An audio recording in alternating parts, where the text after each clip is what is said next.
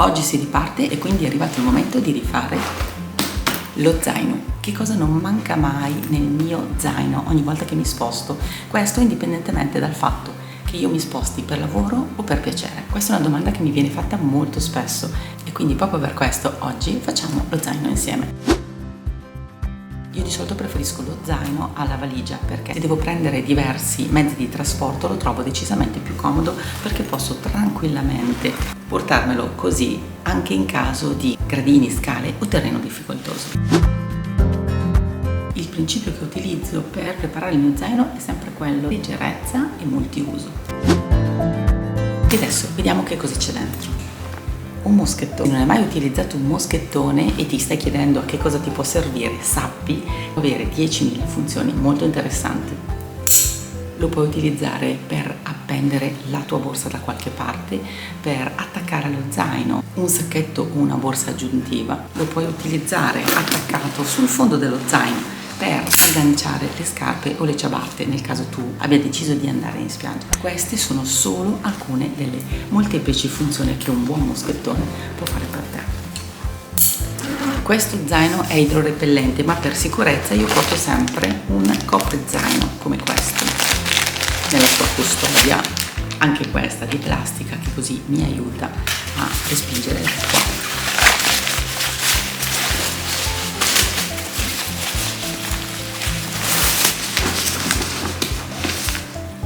Ha anche fascia attaccata rifrangente che può essere utile per farsi vedere quando si è al buio.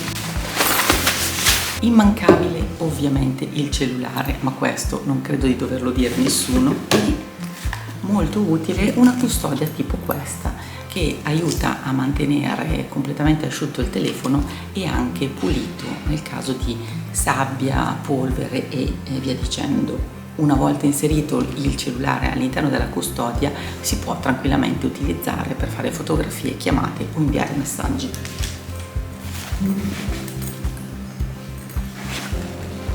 Così come salviettine multiuso che poi utilizzo per qualsiasi cosa.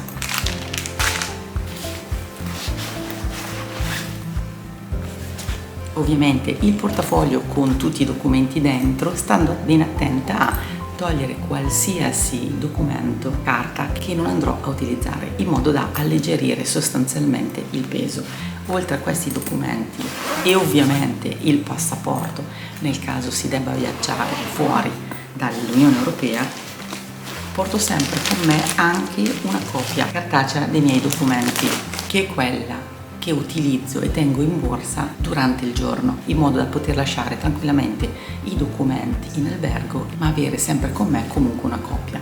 Ovviamente oltre a queste ho sempre la copia digitale che io lascio sul mio telefono e anche una copia che lascio invece su Drive, che posso raggiungere tranquillamente anche quando non ho il telefono. Una borraccia di questo tipo che mi permette prima di tutto di essere sempre ben idratata e seconda cosa di non dover comprare in continuazione bottiglie di plastica.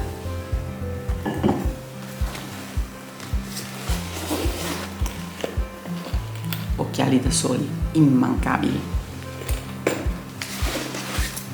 Immancabile e preziosissimo coltellino multiuso. Questo non devo neanche spiegarlo, è appunto un coltellino multiuso. Una presa USB con più ingressi, questo mi permette di avere un'unica presa e di ricaricare contemporaneamente più accessori, sempre per contenere lo spazio e il peso.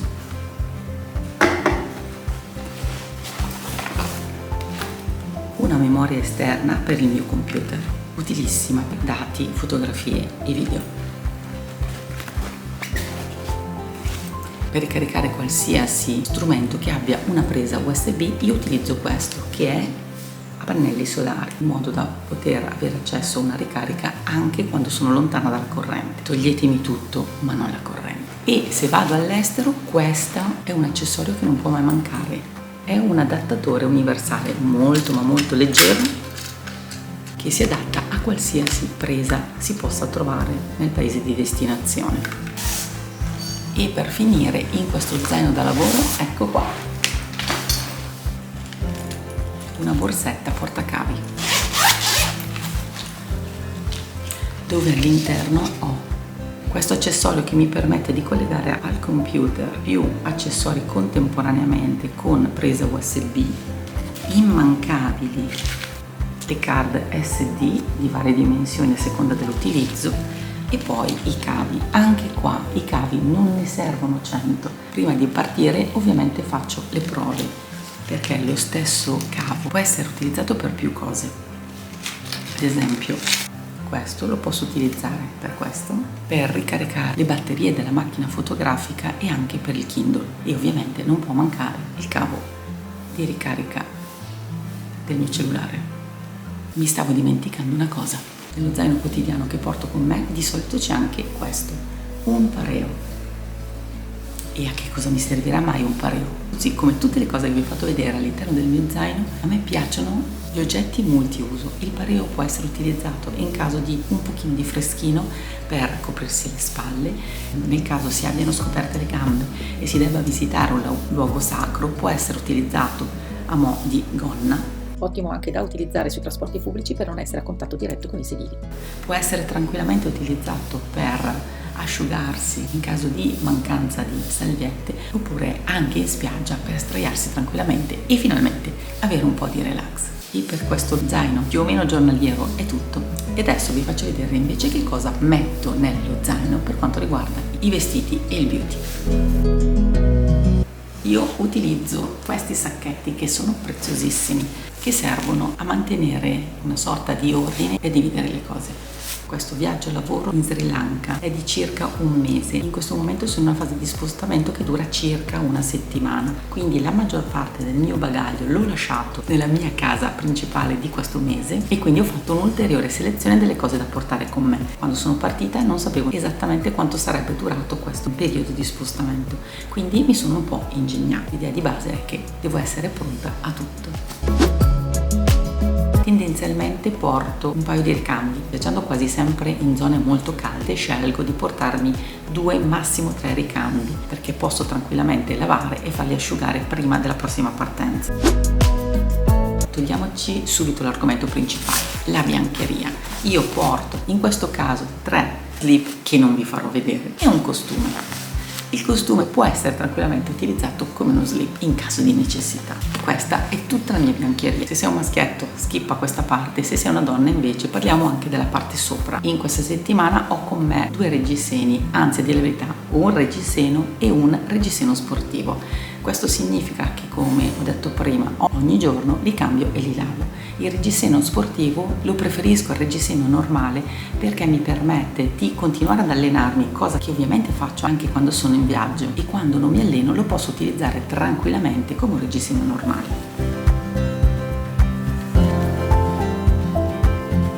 Con me anche un guscio impermeabile. Mi sarebbe servito ieri mattina, ma che invece purtroppo non ho portato con me. È una giacca impermeabile che va benissimo anche come antivento e per tenere un po' di calore. Scelgo spesso dei materiali tecnici per il mio abbigliamento perché sono molto contenuti in peso e si asciugano veramente in un attimo. Una salvietta in microfibra, dimensioni extra large, che posso utilizzare come asciugamano o anche al mare per stendermi. Per quanto riguarda le magliette ho un po' esagerato e ne ho portate ben 4. Canottiere o magliette tecniche.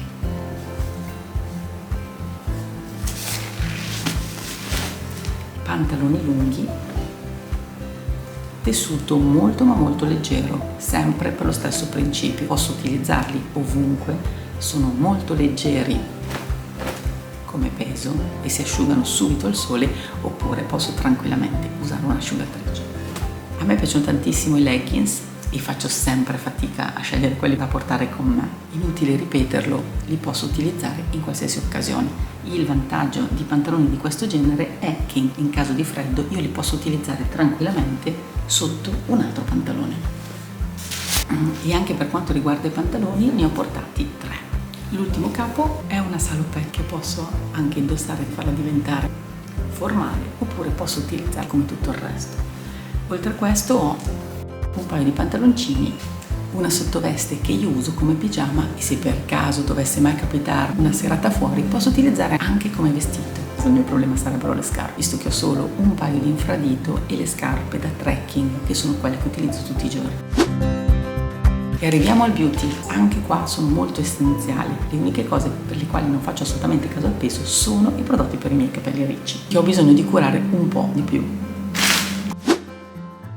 Il principio che utilizzo di solito è: se il viaggio è molto lungo, come in questo caso di un mese, spesso e volentieri i prodotti li compro direttamente nel luogo di destinazione, così evito il peso durante il viaggio. Se invece si tratta di uno spostamento di qualche giorno o di una settimana, allora lo porto da casa e utilizzo questi contenitori, che sono quelli che mi permettono anche di portare i liquidi nel bagaglio a mano in aereo.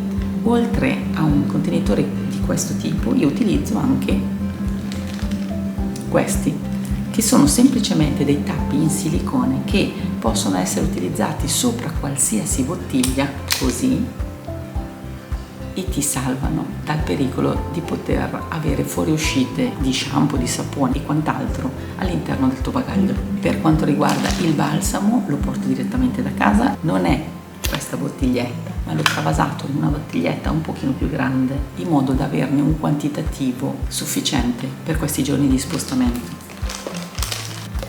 Crema styling per i capelli, il tutto all'interno di un contenitore di plastica che alla necessità può essere utilizzato anche per la biancheria sporca. Spazzola enorme, lo so, non ditemi niente, per i capelli. E poi questo è tutto il mio beauty. Salviettina struccante che può essere lavata e riutilizzata. E poi qualche cosa di essenziale.